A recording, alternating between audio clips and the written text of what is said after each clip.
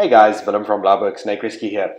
In this video, I'd like to show you a couple of ways in which you can log your sightings if you see a snake or a reptile or any other animal really, in such a way that your sightings can be used by researchers in their studies. If you see any of these animals that they keep a record of, you can go and log it on the website or in the app, and that data, your sighting data with the location, the photos, time of year, time of day, all that kind of stuff becomes available to researchers for their studies, and this is quite valuable. This, like I said, is specifically for South African data. Okay, so back to the virtual museum. The address for this is vmus.adu.org.za, or you can just Google for ADU Virtual Museum. Once you've registered here, you can log in, and after you've logged in, you can then select one of these databases, one of these maps to submit data to it. So let's take, for example, the reptile map over here. Now the first screen it goes to allows me to search, so I can look at other people's records. Let's say, for example, I want to look for scarpstekers. There we go. I can now see a list of records for the species that have been made. And if I go into any of these, I can see some more detail. I can see who the observer was when they created the record. I can see what the identified species was. All of these submissions on both ADU Virtual Museum and on iNaturalist gets voted on by the other users and by the experts. So you can suggest what species you think it is, or you can leave that blank if you're not sure what it is that you saw.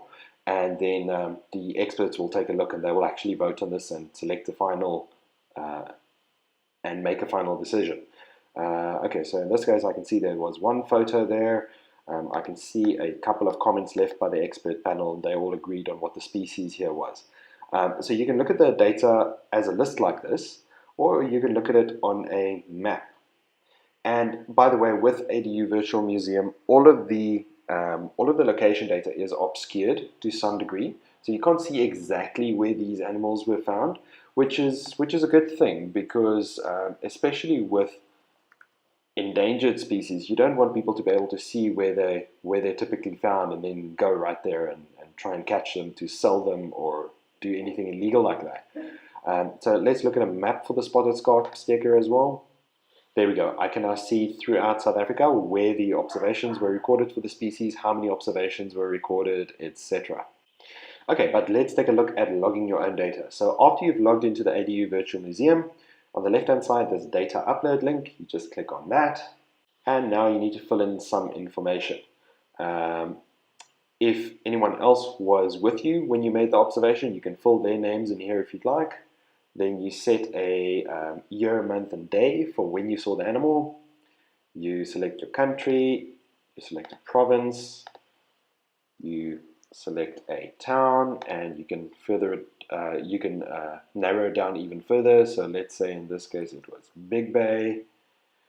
And then you can give some additional details about the location, elevation, and so on. So you can set the altitude if you have that. If you have GPS coordinates, you can set that. If you don't have GPS coordinates, you can just select Google Map here, and then further down you'll be able to select the location on a map. You can set the accuracy for these coordinates or for your map selection. So let's say it was within 500 meters, for example. Now, this map location and this accuracy that you set, this is only available to the researchers. The public, if they look at the records, they would just be able to see the overview map like I showed you just now. So you don't have to worry about poachers being able to find the animals that you log onto the ADU Virtual Museum. Okay, so down on the map here. Okay, let's say, for example, I found this snake right there. So you just click on the map, you drop a marker like that, and then if you scroll down, you click on save. And then on the next screen is going to ask you which database you want to submit this data to. So in this case, it's going to be the reptile map. And then over here, I can select the photos that I took. And so I've got a couple of example photos here that I'm going to use. Let's take that one.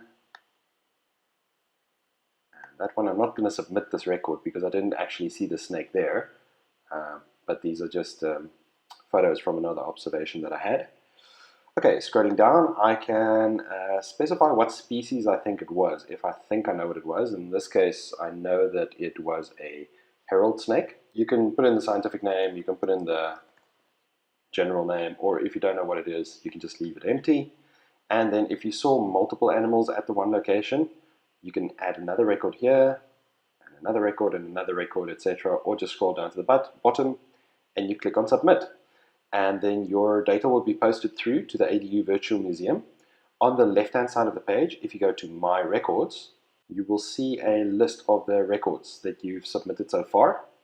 And if you then go into any of these, you will be able to check what the experts said as well. So let's take this one over here for example, this record. It's still identification pending, so the experts haven't looked at this one yet. But if I look at this one over here, it's got a species assigned to it, so the experts actually did do a vote on it and they did specify what it was. And if I go into that, there we go, I can see all the details about this submission now. So that's the ADU Virtual Museum, and you can submit all kinds of animals on here, not just reptiles and snakes. You can do spiders and scorpions and butterflies and all of those.